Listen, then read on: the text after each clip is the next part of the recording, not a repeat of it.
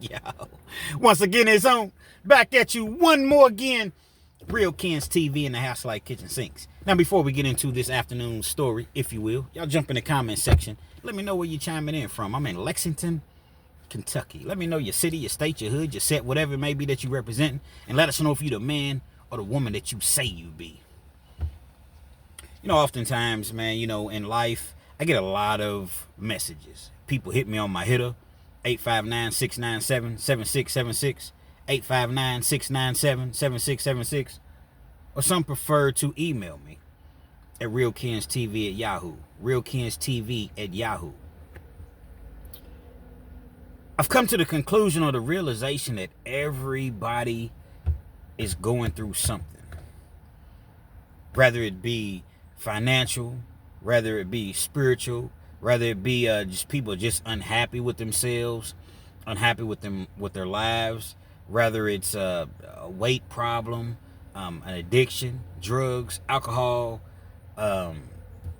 gambling. Everybody is dealing with something. I just want to let everybody know that you're definitely not alone. I'm going to take you back about 20 years or so. Actually, it's not even 20 years. It's probably closer to about, say about 15 years. 15, 12 years, somewhere right around in that time frame. So y'all just kick back, kick your feet up, relax. And this is going to be one for the ages. Had a real good buddy of mine, Marvin. Marvin was one of those individuals that came up the right way, never got in trouble as a kid. Comes from a two-parent household, has several siblings. Parents was very successful, so he never really wanted for anything. Played sports, ended up going to college. Graduated in 4 years. And Marvin was one of those individuals that was fortunate enough to get a job right out of college. A job in which he would stay at. A few years out of college, Marvin runs into an individual by the name of Christina. Christina went to college with Marvin. They knew each other from college, but, they never really... besides, high and by, speaking in passing or whatever, both of them pledged. Marvin, he was, I forget what he pledged. And I want to say Christina was an AKA. So they knew each other from that, but they didn't have a personal relationship. Ended up running into each other, as I mentioned. And they started to correspond with each other. They started to keep in touch with each other. One conversation led to the next. Then another, then another, then another. The next thing you know, they were exclusive. Now, they took their time. It's not like they hooked up, right after a couple weeks or what have you. But they actually took their time. Got to know each other. They started dating. Marvin lived in Kentucky. Christina lived in Tennessee. So they would make time and see each other whenever they had an opportunity to do so. But as the relationship progressed, as the relationship got more and more serious, they decided to make that move. Marvin popped the question to Christina. Will you marry me? Yes, I will. It's a couple years in at this point. Christina, she came with, she didn't come by herself, basically. She had 3 kids. She had 2 boys and a girl.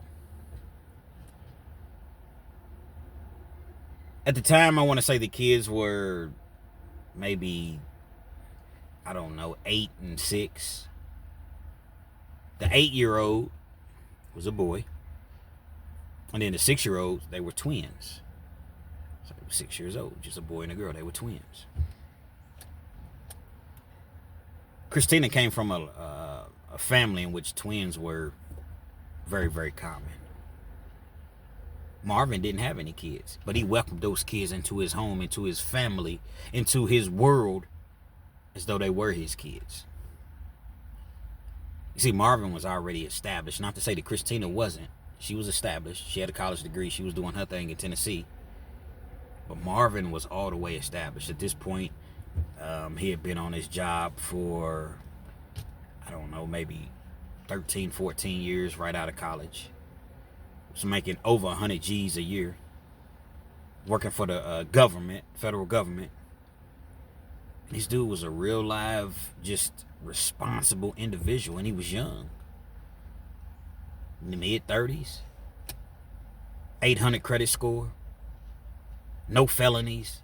No criminal arrest. No kids. No nothing. Like, he was just a stand-up individual. See, we all came up in church. Marvin was just one of those individuals that he never divvied away. He stayed in church. Yeah, even though he did his thing while he was in college. Like I said, he pledged. I think he was a Q. Oh, 6. I believe he was a Q. Actually, it should have been more like... Shout out to the Qs. Shout out to the Alphas. Whatever the case may be, he liked to drink while he was in college. You know, he liked to have a good time, but he maintained a 3.8 grade point average. He was definitely about his business. Just a well-rounded individual. Dark-skinned dude. Probably about, I give him 5'11". I say he's 5'11". To be that sort of stand-up individual, he had to have been 5'11". Man, y'all rock with me, man. Shout out to everybody that's 5'11". If you're 5'11", put it in the comment section. However many people watch this video, that's how many comments I should have from people saying that they're 5'11". Because at Real Kens TV, everybody's 5'11". Probably weighing in at about 190. Short haircut. Athletic build, you know. Like I said, he came up playing sports. Played basketball, football, and baseball in high school. Probably could have played in college, but he decided to... His education meant more to him than playing sports. Dude was super fast. Could have ran track. I'm talking about this dude was just his dad was a world-class athlete, and he had the genes. I guess he just didn't have the passion for sports that way. But nevertheless... Christina moves. They get married. Marvin already owns his own home. I'm talking about most of the time when you come out of college, you know, you're going to move to an apartment or something like that. I think he moved to an apartment for like a year, then boom, he bought him a house. Even though he had a 30-year mortgage, he's doubling up on the payments. He's paying whenever he had an opportunity to pay. So after about 2 or 3 years of them being together, house was paid off. No mortgage at all. This dude was definitely on his business, man. Wasn't a flashy type dude. He drove like a Camry. Just a well-rounded dude, and he continued going to church, and he kept his faith. Everything appeared to be great between the two. Like I said, her kids moved in. You know, they all moved in or whatever. Getting along just, you know, just fine. Her kids was by one man. She had previously been married. He came around, probably not as much as he should have, but he came around the kids. But they were in different states. So Marvin, you know, he assumed that responsibility. They had a pretty decent relationship as far as the, you know, Marvin and the kids' fathers. And as I mentioned, you know, it was a process for her because she wasn't really used to going to church at the rate that Marvin was going to church. But she still went because she had previously been going to church in Tennessee. But Marvin didn't miss. He'd go to church on Sundays. Then he might be at, you know, Bible study on Wednesday. Then, you know, probably 3 times a week he was in church. Well, obviously he's going to encourage his wife to do the same. And she was going. She was going. It's my husband. I'm going to stick by my husband. I'm going to be by my husband's side. So you would have just thought that they were just like the happiest couple in the world. Probably about 5 years goes past. She had a nice job by the time because she worked for the state. She worked for the state in Tennessee. So I believe she was able to transfer her position just in a different state. Now she's in Kentucky. And she worked in the accounting department.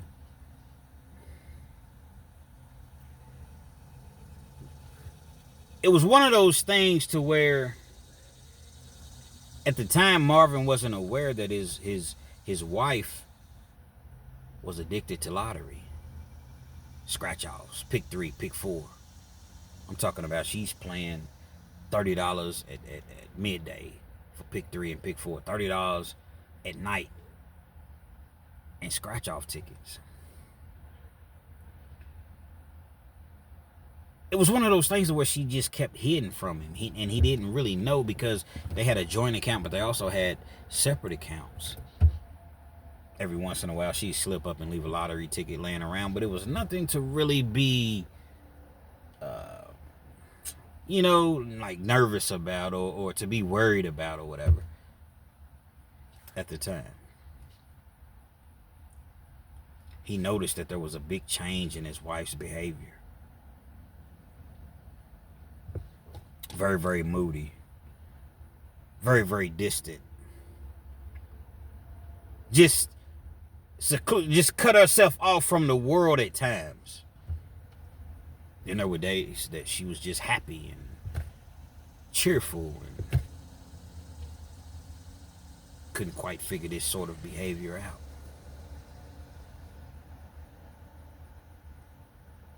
One day he gets a phone call and it's his wife and she's in Tennessee. She was like, hey, I had to come up here for my job.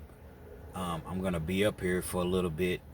Can you make sure the kids are good or whatever? I'm gonna just be up here for a few days and I'll be back. Marvin thought that was awfully strange because typically if you have to go somewhere for your job, you're gonna let you're gonna at the very least let your spouse know, like, hey baby, I gotta go, this job assignment, I'm gonna be gone for a month or 2 weeks or whatever. How do you feel about it? It's something that you just discuss and talk about. All the while doing this time frame in which they've been married, they brought 3 more into the world. First they had the first son came. Although Marvin treated her kids as though they were his, they were a family. He wanted kids with her. They decided to have one more.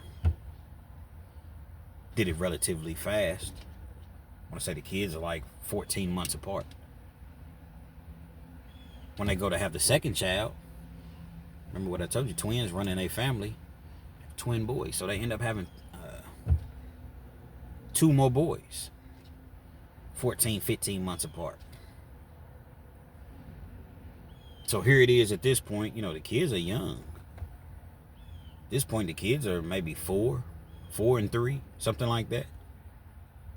4 and 3, and then her kids that she brought, which is their kids. So I don't want to, make it seem like, those are her kids. No, they're his kids just as well. But you have 6 kids in the household now. And the kids that she already had in her previous relationship, marriage, I want to say the oldest was at that particular time, maybe 12. I say 12 and 10. So now you have 2 sets of twins in the house. You got 12-year-old, 2 10-year-olds. I mean, it's crazy. And so she tells him that she'll be back in a few days. A few days turns to a week. A week turns to 2 weeks. 2 weeks turns to a month. A month turns to 2 months. Now Marvin knows that something is just not right. There is no possible way that your job is keeping you for this amount of time. I'm here with these 6 kids all by myself, and you're my wife, and you're in Tennessee, I'm in Kentucky. And I'm doing everything on my own. Like, what is going on? Kids is asking questions. They miss their mother. They don't know what's going on. Or speaking with you on the phone. You know, back then when no FaceTime and all of that stuff. It might have been, but it's not common as, as common as it is now. So they're wondering, Mommy, when you coming home? They don't know what's going on. I don't know what's going on. Till one day I got that knock at the door.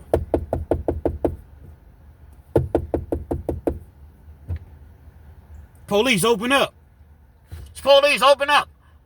We have the premises surrounded. The police, they do the most. Very, very extra. Do not attempt to escape or elude. We have the premises surrounded. Come out with your hands up.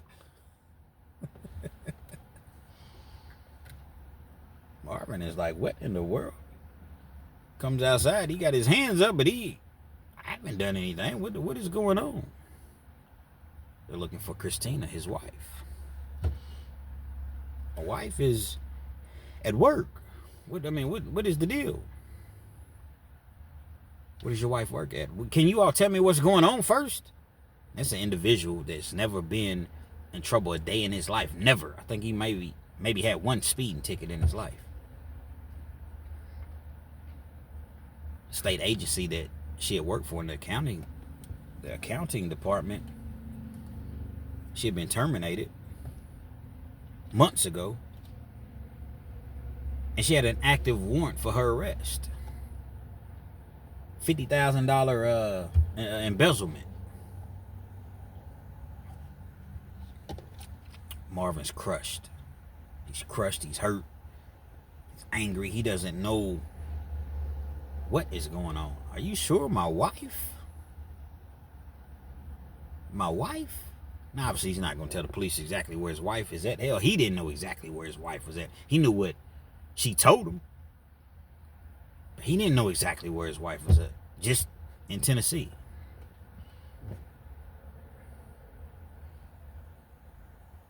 He confronts his wife about the situation. Baby, I just didn't want to tell you.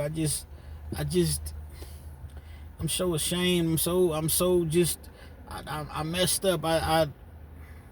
What did you do? What? She explains to him that she doesn't tell him the full details of the situation, but basically what it was is, by her working in the accounting department, she was setting up fake accounts. And then when she would set these fake accounts up, she would have these checks deposited into these accounts, and somehow she was able to do it to where she thought the people wouldn't see, and she got away with it for a while. But it's always a way. Somebody's always going to pick up on it. It was like 50,000, a little bit more, but I'd just say 50, round it off to 50,000. People wanted her, man. You mess with the state's money? You do this to me? What Denzel saying that Training Day, you do this to me? I'm the police. You just live here. Yeah, okay. I'm going to burn this mother down. I'm putting cases on all you bitches.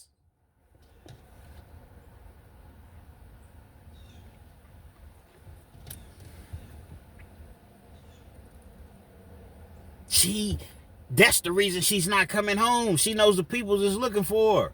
She's on the run. Wow.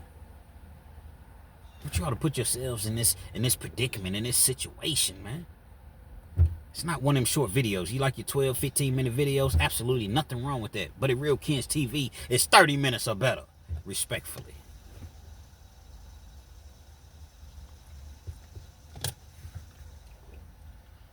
Wife is a fugitive.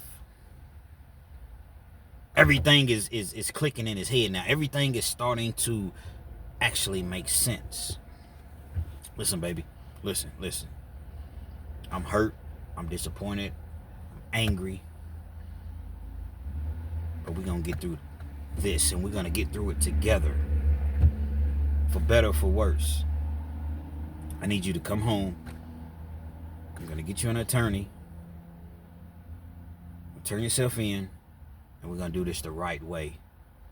I'm here. But you have to be with me. I'm here. Obviously, Christina's very, very hesitant and reluctant. She's partying. She's up in Tennessee. She's with her twin. She had other sisters. The whole family's up there. Cousins. Friends. How many of us have them? Friends. Ones you can depend on. Friends. Nobody's telling her to turn herself in, though. Oh, faithful husband. Nah, baby, I got you. But we have to face this head on. She had several counts of fraud, forgery, and embezzlement. How many other charges came along? It was a slew of charges. Facing 1 to 5 on each charge. But the charges top out at 20 years. So it don't matter if she had 100 counts. The most that she could get was 20 years. Well, who wants to get 20 years? So I'm not saying that lightly. But again, I like to paint a picture for you all that are not familiar with the legal system. Family, after about 2 weeks, police done been back at the house a couple more times. They're relentless. They're not going to stop just because she's not there that one time. Marvin's embarrassed. Neighborhood, you got neighborhood association. They see what's going on. Police is showing up at the house. They have her on, for some white collar crimes, they have her on the most wanted list.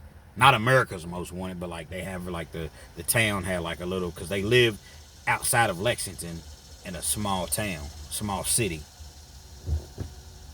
And so they had their own, most wanted. So they was putting her picture up and everything. And these are the things that she left Marvin to deal with.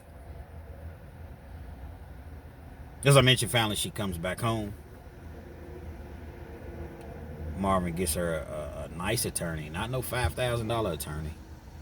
Got to drop a nice penny on this attorney. And Marvin said he spent 20 G's on the attorney. Now remember, this is years ago, 12, 15 years ago. Spent 20 G's on the attorney. Turns herself in. She ends up spending a few days in jail. She's calling every 5 minutes. It's killing her. She's never been incarcerated before. It is just absolute. She's missing her kids. She can't eat the food. I'm so sick. The judge was reluctant on a bond because you ran for months. Knowing that you had these charges, you ran. So who's to say you're not going to run again? But she had a great attorney. See, that's the key. She had a great attorney. Attorney ends up getting her a bond. Keep in mind, I'm in Kentucky. Now, initially, she had a bond, but it was so high, who could pay that? Now, let me break it down to you all how the bond system works in Kentucky. See, a lot of states, whatever your bond is automatically 10%. So let's just say you have a $100,000 bond. Well, $10,000 gets you out. Or you can go to a bail bondsman. They don't have any of that here. If your bond is 100 G's, guess what? That's your bond, unless the judge decides to break it down to 10% or 5% or 1%, or let you walk out on your own recognizance, but it's up to the judge to do so. Even if you have a property, you can't automatically do property bond here.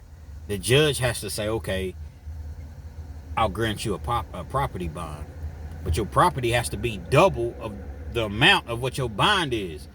So if your bond is 100,000, your property has to be worth 200 G's. Well, if your house is not paid off, you still got to mortgage your equity. So it gets very, very, not confusing, but it gets very, very complicated, if you will, to get a bond here if you don't have no money, or if you only have a little bit of money. Marvin would do anything for his wife. He loved his wife, obviously. They get the bond down to 20 G's. Marvin pays that. So now he's 40 G's in the hole, even though you get the 20,000 back. You get your bond money back as long as they show up to court. But if they run, then you're probably not going to get it back, or there's a chance you won't get it back. It's a great chance you won't get it back. But so now he's 40 grand in the hole. 20 for the lawyer, 20 for the bond. They let her out. Stipulations, drug testing. Well, she didn't use drugs, but that's just one of the stipulations. Why? Because it's more money. Because you have to pay drug testing fees. Then you have to pay a fee. They put on an ankle monitor. You pay like $8 a day to be on that. Everything is about money. Everything. She didn't have a job. Who's paying all of these things? Who's holding the household down? Who's making sure the kids are straight? Daycare, all of this stuff. Marvin's having to do all of these things.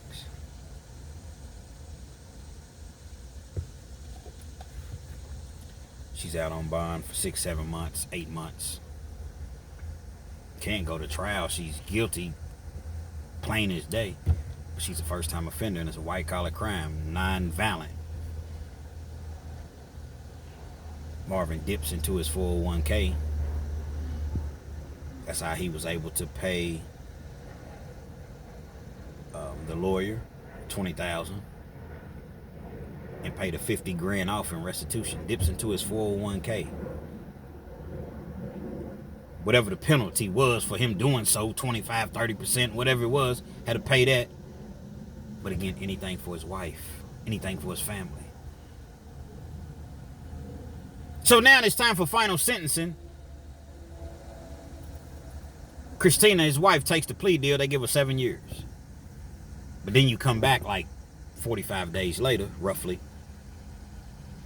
And it's to be determined if the judge is going to give you probation or send you on up the river. That's how it works in Kentucky. I don't know how it works anywhere else. I'm not even going to say all of Kentucky, but where I'm at, this is how it works. Lexington, Fayette County. Things are looking good when she goes back to court. She done got her a little job. Nothing major, but got a little job, been volunteering. Talking to the youth. The women. Or the little girls, rather. Restitution's paid in full. She's married. At court, family support. The whole courtroom is filled with family. Hadn't had any dirty urines, anything like that. So they're really, really hoping for probation. Problem is, the judge that they were in front of wasn't feeling that whole probation thing. Miss Christina, you in a very, very great position. I could understand if you were, I could lightweight understand if you were, in a poor environment, or you came from a, this sort of, you was in a great position. Your husband is a great man. You come from a great family. You had a great job. You have a college degree. You have kids. You have a great family, obviously, because they're here to support you, and you do this. But it was all based upon her gambling addiction. That's what they blamed it on. Yana, she had a gambling addiction. She's been going to GA, Gamblers Anonymous, and while I'll applaud you for doing those things and taking a step in the right direction, I just can't get over the fact. See, man, you messing with the state's money, man. You messing with the state's money. So to make a long story short, judge wasn't hearing no probation. 7 years, hard labor. Kentucky Department of Corrections, state penned. Everybody in the courtroom's devastated. But old faithful Marv, I'm gonna wait on you, baby. I'm gonna be right here for you every step of the way.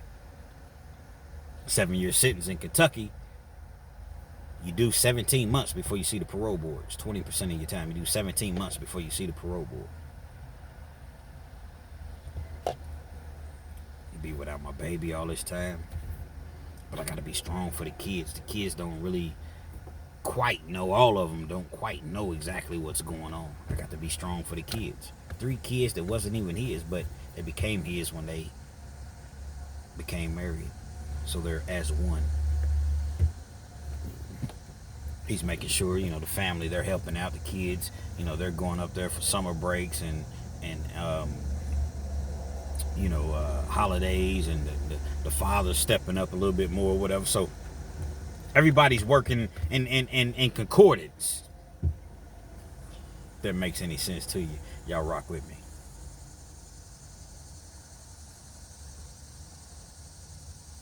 She goes, she does her time or whatever.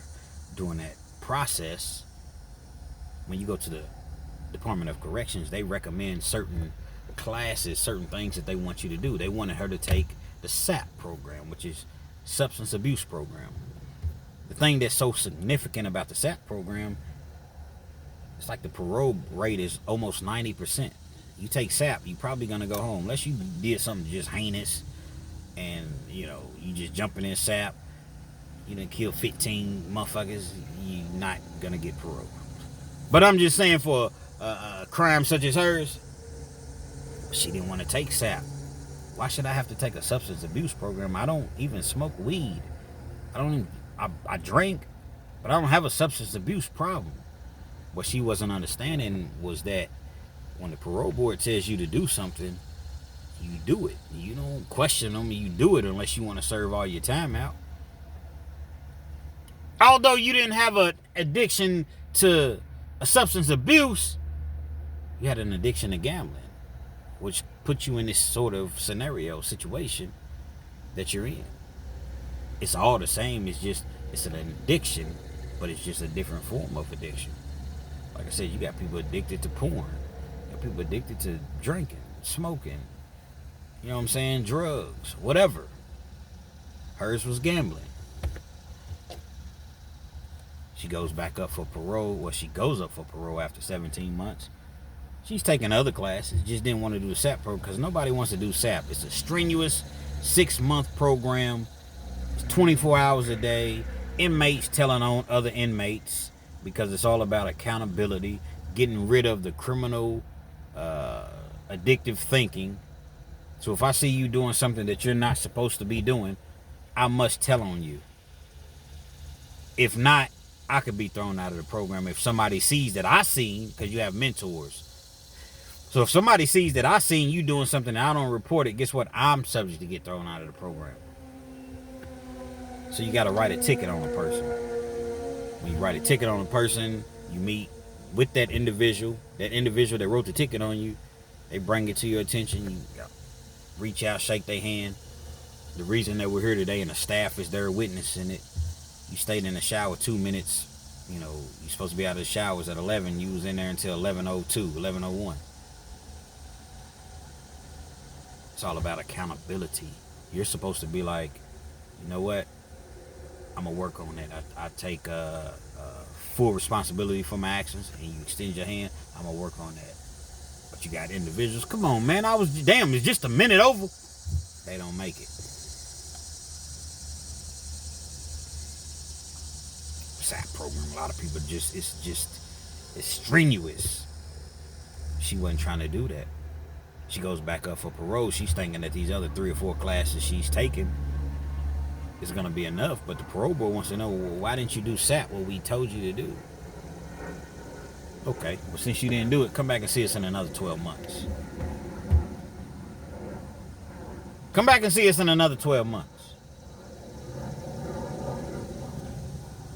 Once again, old Marvin, man, he's devastated. 17 months done went past us, a year and a half.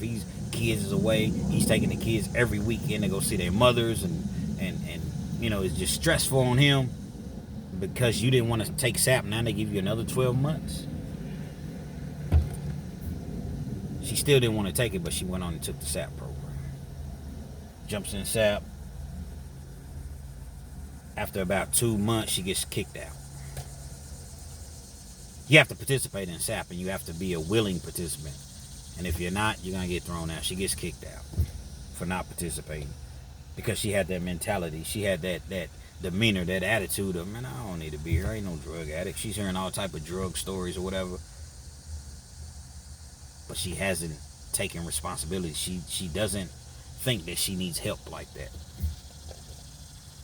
Once you get kicked out of the SAP program, you got to wait 30 days just to reapply. Now keep in mind, it took her a couple months to get in the SAP program. So now she has 10 months left before she goes back up to the parole board until once she got into the SAP program. So she has 10 months left now. She does 2 months, which means she has 8 months left. She gets kicked out, has to wait 30 days. So now she has 7 months left. They accept her back into SAP, 7 months left, but it takes 2 more months to get in. So now you got 5 more months left until you see the parole board, and you're just now getting in the SAP. You 5 months in, you working the program, doing what you need to do or whatever. So you see the parole board, but you got a month left of SAP. They see you've been thrown out or whatever. But they bless you. They give you parole upon completion, meaning you do this final month and we're going to let you go home.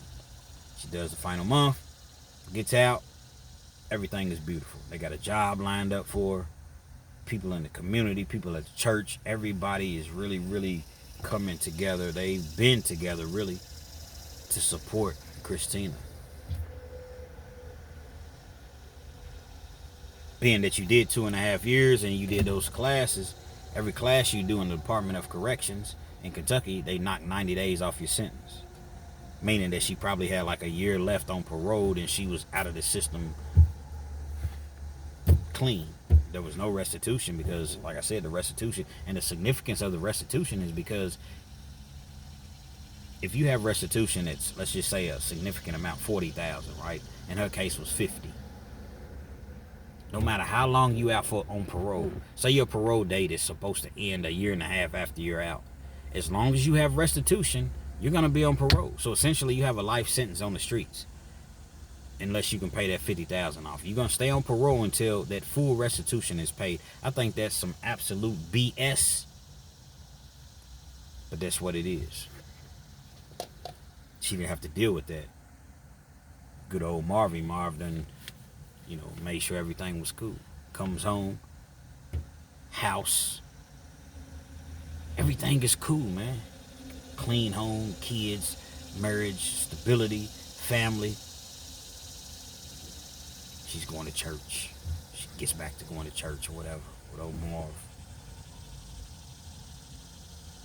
Marvin's become closer to God at this point. He's really, really, he has that spirit in him. And he gets called to preach. See, preaching is one of those things, you don't just decide to preach, you get called. The spirit, he called him to preach. Becomes a preacher. Loyal to his wife, never cheating on his wife. I'm not there at all his encounters or all of his, but I believe him when he told me, like, I've never cheated on my wife, never even thought about it. It's not even in my, you know what I mean? Not even in my thought pattern.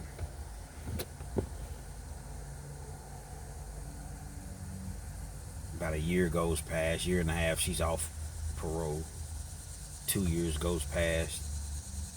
Once again, that familiar feeling of someone acting different, his wife acting different comes back. She's starting to miss church. They would go for Sunday school, stay for regular service, sometimes evening service. And she started making excuses, reasons why she couldn't go to church this day. But Marvin made sure them kids went to church, and he obviously was going to be at church.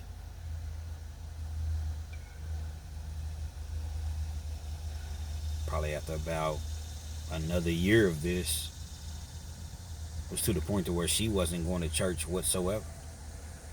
People talk, people in the church community there. Marvin and his wife, Christina, they must be having problems because she's not coming to church anymore. She's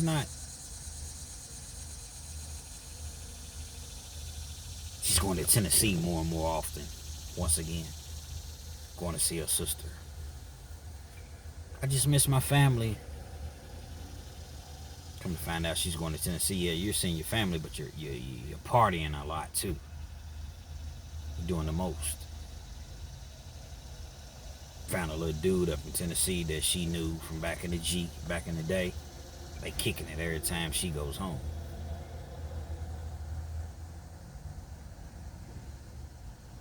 Marvin's doing any and everything he can possibly do to keep his family together.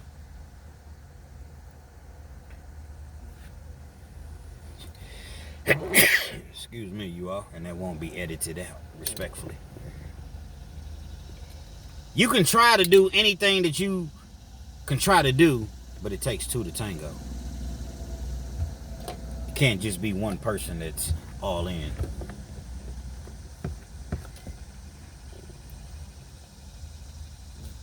Marvin could feel the marriage just slipping away.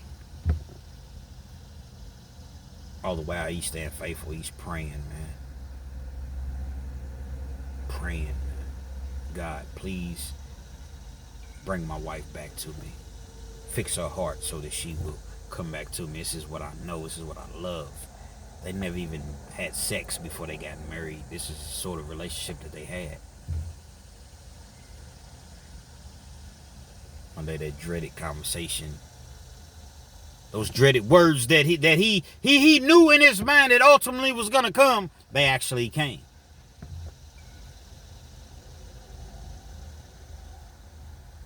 I love you. I love who you are, the man that you are, the fact that you love our kids, you love me. I know that you love me, but I didn't sign up for this. When we got married, I didn't know that I was going to become the wife of a preacher. It's a great thing that you're doing this. I love God. But I just can't fulfill these expectations that you have of me, going to church every week, and now, we don't go out, we don't do this, we don't do that anymore, we don't party, you don't drink. Marvin had stopped doing all of these things. You could kind of see where she's coming from.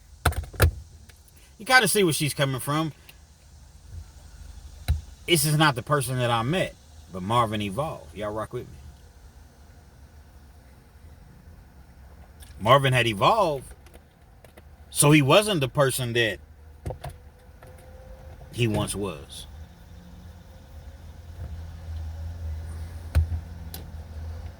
She wants a divorce.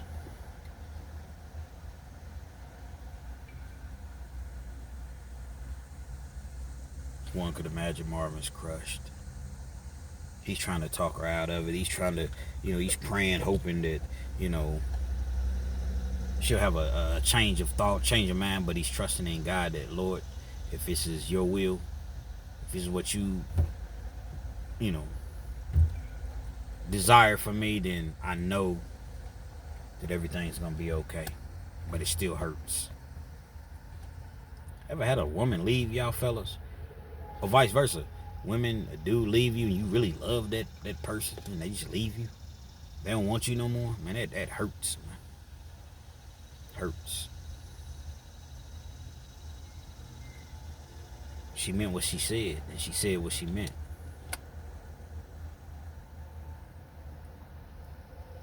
At the time, nobody really knew what was going on. You could speculate, if you were a meddlesome type person or whatever. But nobody really knew. Hell, I wasn't going to church, so I didn't know. I hadn't been in church in so long. But I noticed Marvin, he had been calling me like, hey, bro, come on to the crib, man, let's kick it. So finally one night I go and kick it with him. I'm not going to lie to you. I knew he didn't drink. I knew he didn't. So it was just like, I don't really, that's my dog. We grew up together, but I mean, we totally different spectrums, in life right now. But I go to his house. Nobody's there. At this particular point, she had moved out. She didn't go back to Tennessee, but she had moved out. And I guess the kids was at her house that night or whatever, but we laughed.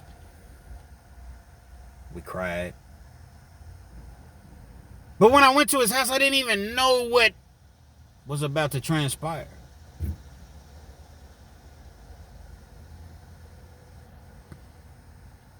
You're sitting there laughing, talking about the old days. Man, I remember the time you was at my house, man, you took a fifth. He used to drink. And in college, he was a drinker. Fit the E&J to the head. Didn't try to drive. Tried to drive home. I took his keys and wouldn't give them back to him. To this day, he loves me for that, man. Bro, thank you, man. I would not give the man his keys. Took a fifth to the head of E&J.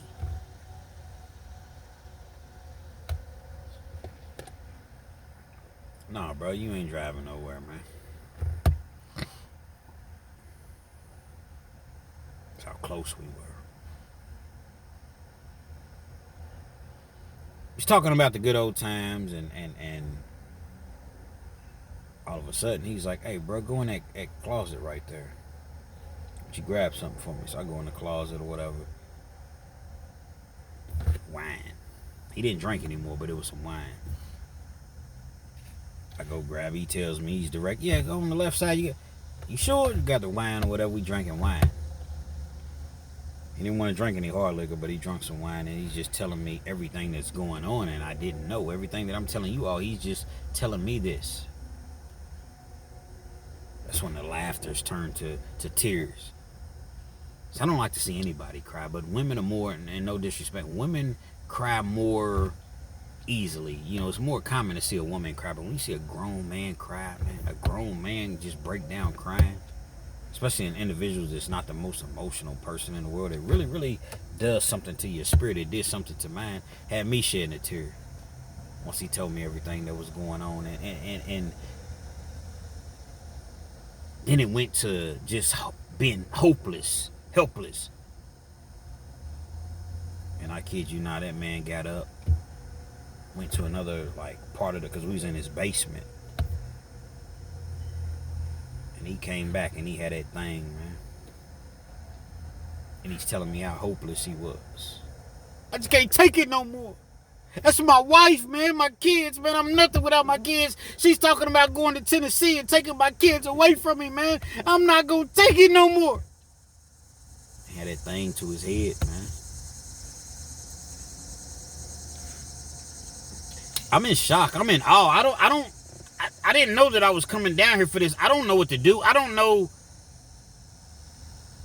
how to react to this situation.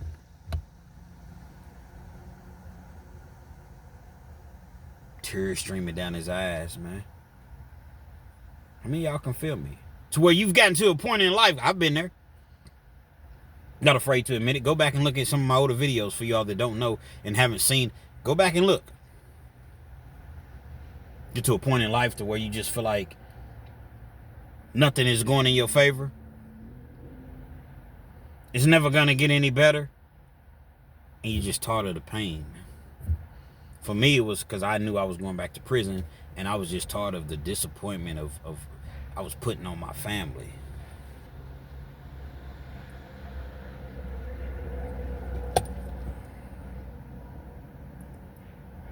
I had to think quick. Any waning moment, one squeeze of the trigger, it's a wrap. Hold on, bro. I understand your pain. Listen, I'm talking to him. I'm understanding your pain, and I'm talking to any of you all that may be going through something right now, and I know somebody is, because people hit me up on a regular basis. Hold on, bro. Hold. Just hold on just a second. Kind of hit him with the reverse psychology. This is your life. So if this is ultimately what you want to do, then this is ultimately what you're going to do. But before you do so, just hear me out. You have kids, man. You got 6 kids that love you, man. How you going to explain? Well, you're not going to be able to explain. So guess what? I'm going to have to explain that you did this. You're going to do this right here in front of me. So I'm going to be the one that has to explain this. Your kids are going to grow up fatherless.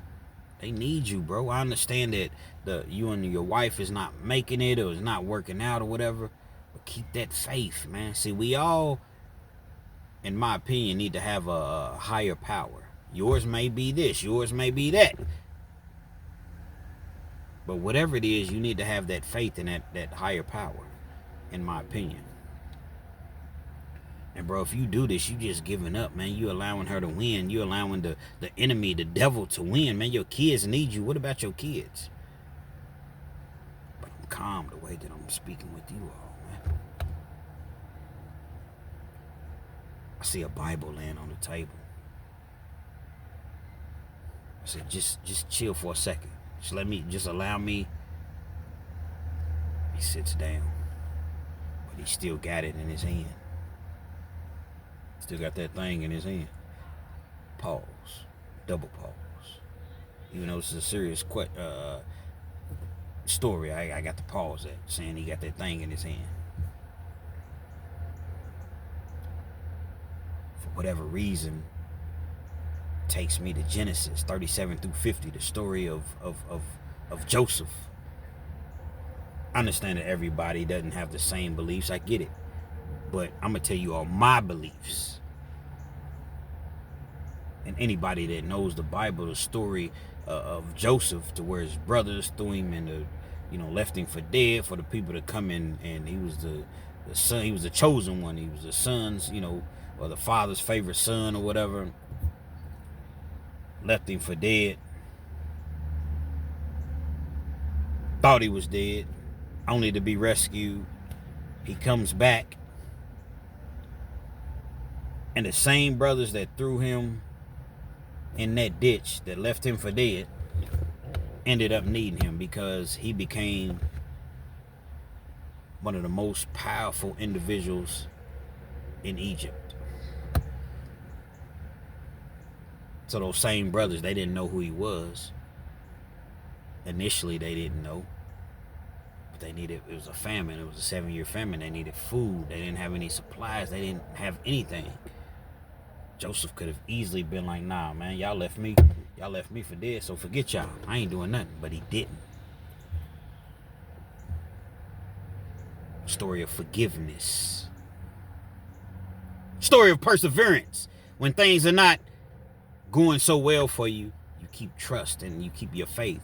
Whether it's Joseph, whether it's Daniel, whether it's Job, whether it was David fighting Goliath, you keep that faith. And I read those scriptures to him. And I take no credit for this whatsoever. And he put that thing down on the table. And ended up taking the clip out. And he just came up to me, man, and he just, my partner, man, brotherly, he just hugged me, man. It's like, thank you, man, you just saved me. I didn't do anything. You just saved me, man. Saved my life. Tears turned back to laughter. But I knew that he was still hurt. I knew that when I left, I didn't know what he was going to do once I left. I just knew how he was when I left. He tells me something that was so trifling and painful. He said, I don't even care about the money, but it's the principle. He pulls out the divorce papers or whatever. Again, I'm the first person that he told. He didn't tell his parents or nobody before he told me. She was seeking half his assets after everything that he'd done for her. Half. At this point, man, his house was paid off in full. No mortgage. Couple hundred G's in his 401k. He had stocks, CDs, mutual funds, bonds. I think he had one other property. She was seeking half, spousal support, child support.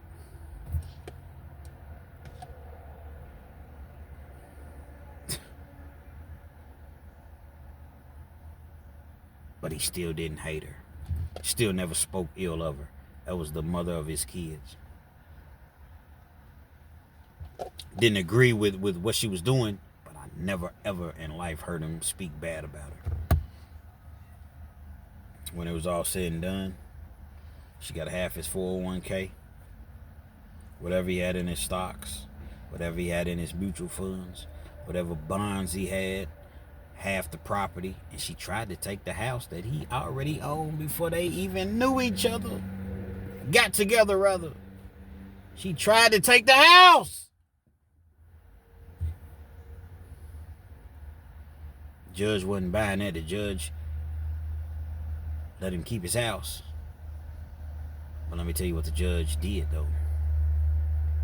He had to pay her attorney fees, alimony, child support, on top of her getting 50% of everything that this man worked hard for, that he virtually had before they even got together. And even when they did get together, this was money that he accumulated on his own without her.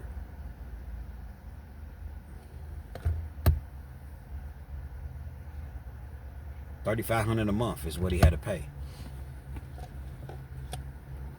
Between child support and alimony, $3,500 a month. He ain't even tripping on the money, man. He just wants his kids. He's begging her, please don't move back to Tennessee, man. He wants his kids in his life.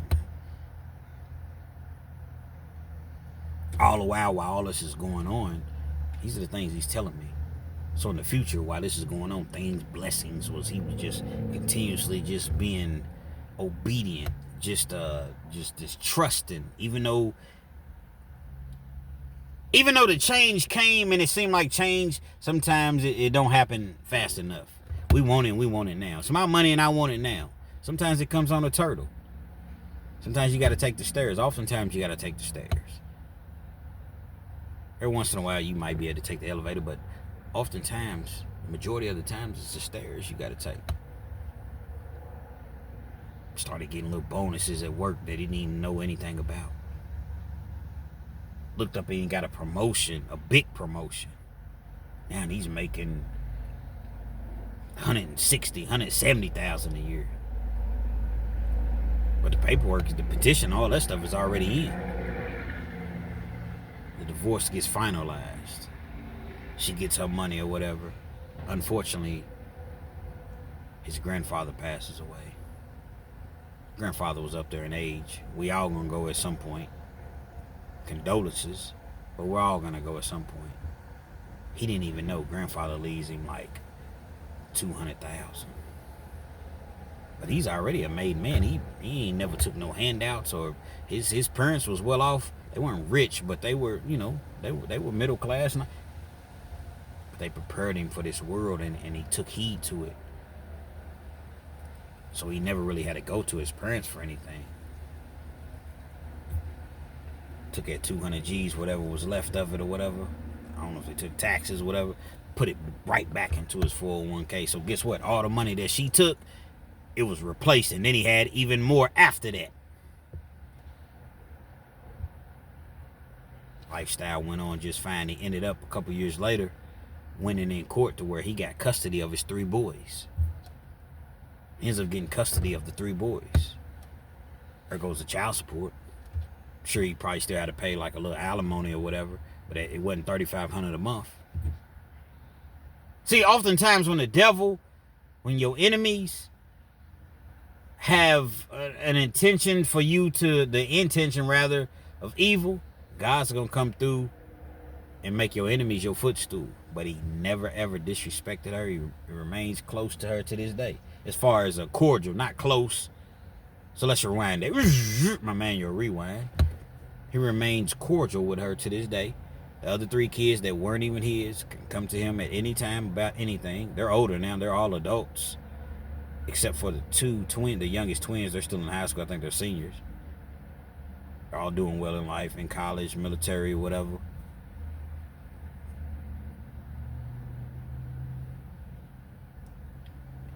And the beautiful thing about it is Marv, they got remarried. I hope he got a prenup this time. But he's remarried. The guy retired from the federal government, straight out of college. Ain't no telling what he was making when he retired. And during this whole process, he was going to school, getting his PhD.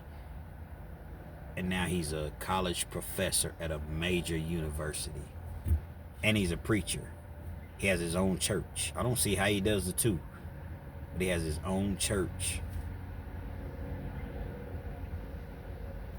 Can't nobody tell me God's not good. I don't care nothing about y'all. The ones that, oh man, there is no God. Man, get off my channel with that foolery. You can't tell me. Now, I understand that you may have different beliefs. I get it. And I'm not going to get into a religion or religious But you can't tell me anything about me. You can't tell me anything about my God. Make a way out of nothing. This man has a PhD throughout the trials and tribulations and everything that he was going through. And he's teaching at a major university as a college professor. Sure, he got a hell of a pension from the government. Hell of a 401k. That man's probably a millionaire. I'm quite sure he's a millionaire. Maybe not all in his savings account, but don't nobody keep that money in your bank account. You got that. But his net worth, quite sure he's a couple meals. And it's only going to be probably a couple more years in which he's not going to probably have to pay her anything. Because I don't know how long alimony lasts. But I'm sure it's not a lifetime. Stay true to the game. Stay faithful, man. And he thanks me to this day, like I said, about the alcohol drinking situation, but just the fact that I was there for him. But I don't deserve any credit, man. But I do find it kind of not necessarily ironic, but he had been calling me to come down there, and that particular night I actually was like, all right, and I didn't even know that he was going through this, man. So if you're going through something, I would encourage you to read Genesis 37 through 50, man, in the Bible, man. Yeah, Kens, you don't understand this, though. And I'm really, listen, man, there's no story that you can tell me. There's no story that I can tell you or anybody else that hasn't, you can't reinvent the wheel. I was just telling my daughter this yesterday. You can't reinvent the wheel. Everything that's happening to you has already happened time and time and time again in life, man. Things happen, man. Tragedies happen, unfortunately. But we only have so much time left in this crazy world. And the time that we do have, we must take advantage of it. Because the clock is ticking, man. Be happy. Learn to be happy. If you're not happy, learn what's making you unhappy. Figure out what that is and get in touch with your higher power, whoever that may be. And I promise you, things will get better in your life. I promise you. Like I said, Marvin's remarried, living his best life. They happy, man. They go to church every week. Like I said, he has his own church. His wife is by his side every week. And I'm not saying everybody has to go this route. I'm simply telling you all what Marvin went through, because some people act as though they don't comprehend English. Well, kids, you don't have to go to church. You know, I'm not saying, what I'm saying is this is what Marvin went through.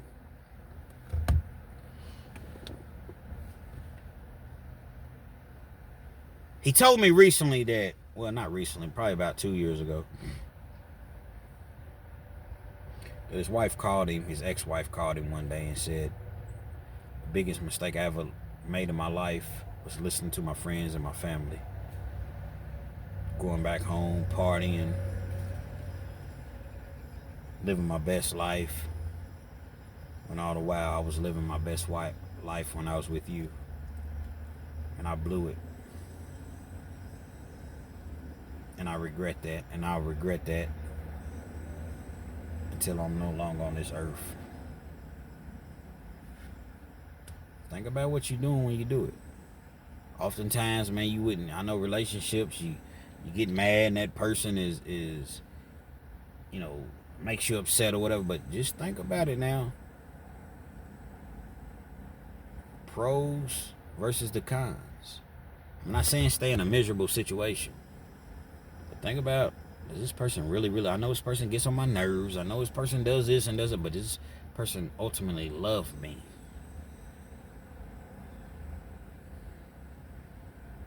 When you go to the other person, it's always going to be beautiful in the beginning. They're going to be giving you all the attention that you were seeking and all the things, but as time goes on, the cream always rises. Is this person really this person that they proclaim to be? Real Kens TV. Hopefully you like the video. Feel free to comment, definitely share. Subscribe to the channel. If you're not already subscribed, and be sure to hit that post notification. Anytime I bring you this action and this heat, guess what? You're amongst the first to receive. And shout out to my dog, old Marvin, man, and his happiness. in life, man. And the fact that he didn't give up, he kept grinding.